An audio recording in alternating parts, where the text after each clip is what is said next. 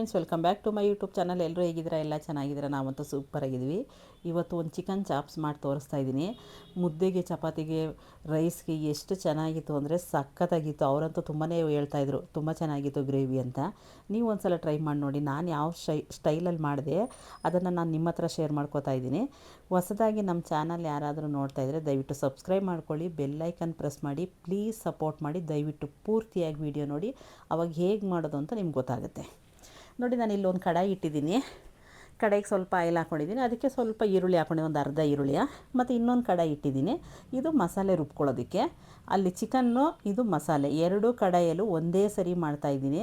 ಯಾಕೆಂದರೆ ನಾನು time waste ಮಾಡೋಕ್ಕೆ ಹೋಗೋದಿಲ್ಲ, ನಮಗೆ ತುಂಬ ಕೆಲಸ ಇರ್ತದಲ್ಲ, ಅದಕ್ಕೋಸ್ಕರ.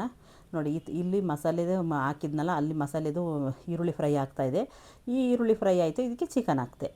ಚಿಕನ್ ಚೆನ್ನಾಗಿ ಫ್ರೈ ಮಾಡ್ಕೋಬೇಕಲ್ಲ, ಸ್ವಲ್ಪ ನೀರೆಲ್ಲ ಹೋಗಲಿ ಅಂತ ಫಸ್ಟು ಚಿಕನ್ನ ಸ್ಟವ್ ಮೇಲೆ ಇಟ್ಕೋಬೇಕು. ಇಲ್ಲಿ ಪಕ್ಕದಲ್ಲಿ ಈರುಳ್ಳಿ ಇದು ಫ್ರೈ ಆಗ್ತಾಯಿದೆ. ಕಲರ್ ಚೇಂಜ್ ಆಗೋ ತನಕ ಸ್ವಲ್ಪ ಫ್ರೈ ಮಾಡಬೇಕು. ಫ್ರೈ ಮಾಡಿದ್ಮೇಲೆ ಸ್ವಲ್ಪ ಶುಂಠಿ, ಬೆಳ್ಳುಳ್ಳಿ, ಇದು ಬಂದು ಚಾಪ್ಸ್ ಅಲ್ವ ನಾವು ಮಾಡ್ತಾ ಇರೋದು, ಅದಕ್ಕೆ ಏನು ಮಾಡಬೇಕು, ಶುಂಠಿ, ಬೆಳ್ಳುಳ್ಳಿ, ಮೆಣಸು ಮೇಯ್ನು ಇದೇ ನಮಗೆ ರುಚಿ ಕೊಡೋದು ಚಾಪ್ಸ್ಗೆ. ಸ್ವಲ್ಪ ಪೆಪ್ಪರೆಲ್ಲ ಚೆನ್ನಾಗಿ ಎಕ್ಸ್ಟ್ರಾ ಹಾಕಿದ್ರಂತೂ ತುಂಬಾ ಚೆನ್ನಾಗಿರ್ತದೆ. ನೋಡಿ ಇಷ್ಟು, ಏಕೆಂದರೆ ಹಸಿಮೆಣ್ಸಿಕಾಯಿ ಕಡಿಮೆ ಮಾಡಿಕೊಂಡು ಪೆಪ್ಪರ್ ಸ್ವಲ್ಪ ಎಕ್ಸ್ಟ್ರಾ ಹಾಕ್ಕೊಂಡ್ರೆ ಚಾಪ್ಸ್ಗಂತೂ ತುಂಬಾ ಚೆನ್ನಾಗಿರ್ತದೆ. ಮಟನ್ ಮಾಡಿದ್ರೂ ಇಷ್ಟೇ, ಪೆಪ್ಪರು, ಬೆಳ್ಳುಳ್ಳಿ ತುಂಬಾ ಟೇಸ್ಟ್ ಕೊಡ್ತದೆ. ನಾನಿಲ್ಲಿ ಒಂದು 10-12 ಹಸಿಮೆಣ್ಸಿಕಾಯಿ ಹಾಕ್ಕೊಂಡಿದ್ದೀನಿ. ಅದನ್ನು ಚೆನ್ನಾಗಿ ಫ್ರೈ ಮಾಡ್ಕೊತೀನಿ. ಸ್ವಲ್ಪ ಹಸಿ ವಾಸನೆ ಹೋಗೋ ತನಕ ಚೆನ್ನಾಗಿ ರೋಸ್ಟ್ ಮಾಡ್ಕೋಬೇಕು. ಆವಾಗ ಮಸಾಲೆ ನಮಗೆ ಚೆನ್ನಾಗಿ ಬರುತ್ತೆ. ನೋಡಿ, ಸ್ವಲ್ಪ ಚಿಕನ್ ನೀರು ಬಿಡ್ತು. ಇವಾಗ ಉಪ್ಪು ಸೇರಿಸ್ತಿದ್ದೀನಿ. ಉಪ್ಪು ಚೆನ್ನಾಗಿ ಹಿಡಿಬೇಕು ಚಿಕನ್ಗೆ.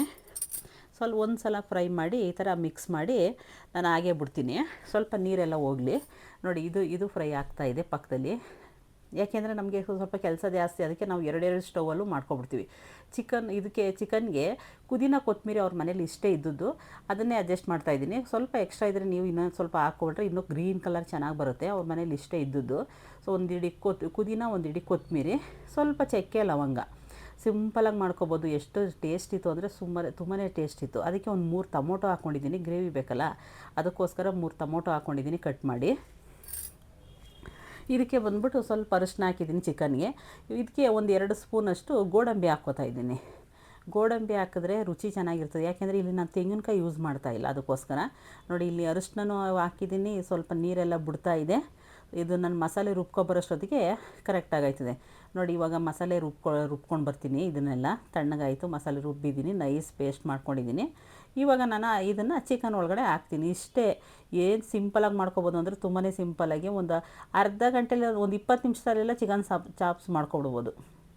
ನೆನೆಸೋಷ್ಟಿಲ್ಲ, ಎಂಥದ್ದು ಇಲ್ಲ, ಈಸಿಯಿಂದ ಮಾಡ್ಕೊಬೋದು. ಚಿಕನ್ ಹೋಟ್ಲಲ್ಲಿ ಆರ್ಡ್ರ್ ಮಾಡ್ಕೊತಾರೋ ಬದಲು ಈ ಥರ ಒಂದು ಅರ್ಧ kg 1 kg ಚಿಕನ್ ತಂದು ಮನೇಲಿ ಈ ಥರ ಚೆನ್ನಾಗಿ ಕ್ಲೀನಾಗಿ ಮಾಡ್ಕೊಟ್ಟು ತಿಂದರೆ ಎಷ್ಟು ಚೆನ್ನಾಗಿರ್ತದಲ್ವ. ನೋಡಿರಿ, ಇಷ್ಟೇ, ಸ್ವಲ್ಪ ಚೆನ್ನಾಗಿ ಮಿಕ್ಸ್ ಮಾಡಿ ಒಂದು 10 ನಿಮಿಷ ಕುದಿ ಆದರೆ ಸಾಕು. ನೋಡಿ, ಇದಕ್ಕೆ ನಾನು ಸ್ವಲ್ಪ ಲೈಮ್ ಹಾಕೋತಾ ಇದ್ದೀನಿ. ಬಾಟ್ಲಲ್ಲಿ ತಂದಿಟ್ಟಿರ್ತಾರೆ ಆಲ್ರೆಡಿ, ಇಲ್ಲ ನಿಮ್ಮ ಹತ್ರ ಫ್ರೆಶ್ ಇದ್ದರೆ ಅದನ್ನು ಹಾಕೋಬೋದು. ನೋಡಿ, ನಾನು ಇವಾಗ ಮಿಕ್ಸಿ ತೊಳೆದ್ನಲ್ಲ ಅದನ್ನು ಹಾಕಿದ್ದೀನಿ. ಇದನ್ನು ಒಂದು 10 ನಿಮಿಷ ಕುದಿಸಿದ್ರೆ ತಿನ್ನು ನೋಡಿ ಹೆಂಗಿರುತ್ತೆ ಅಂತ. ಅಷ್ಟು ರುಚಿಯಾಗಿರ್ತದೆ ಚಿಕನ್ ಚಾಪ್ಸ್ ಅಂತೂ. ಒಂದು 10 ನಿಮಿಷ ಕುದಿಬೇಕು ಅಷ್ಟೇ ಇದು. ನೋಡಿ, 10 ನಿಮಿಷ ಆಗಿದೆ. ಚಿಕನ್ ಗ್ರೇವಿ ನೋಡೋಕ್ಕೆ ಎಷ್ಟು ಆಮೇಲೆ ಎಷ್ಟು ಘಮ ಅಂತ ಇತ್ತು ಗೊತ್ತಾ, ಸಕ್ಕತ್ ಘಮ ಅಂತ ಇತ್ತು. ನೋಡಿ, ಇಷ್ಟೇ.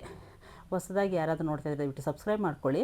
ಮತ್ತು ಇನ್ನೊಂದು ಮಾತು, ಯಾರಾದರೂ ಮೋನೋಗೆ ಅಪ್ಲೈ ಮಾಡೋರು ನಿಮಗೆ ಗೊತ್ತಿಲ್ಲ ಅಂದರೆ ನನ್ನ ಮಗಳು ಹೆಲ್ಪ್ ಮಾಡ್ತಾಳೆ. ಚಾನಲ್ ಏನೇ ಪ್ರಾಬ್ಲಮ್ ಇದ್ದರೂ ನನ್ನ ಮಗಳು ಹೆಲ್ಪ್ ಮಾಡ್ತಾಳೆ. ನಮ್ಮ ಚಾನಲಲ್ಲಿ ನಂಬರ್ ಇದೆ, ನೀವು ಕಾಂಟ್ಯಾಕ್ಟ್ ಮಾಡ್ಬೋದು.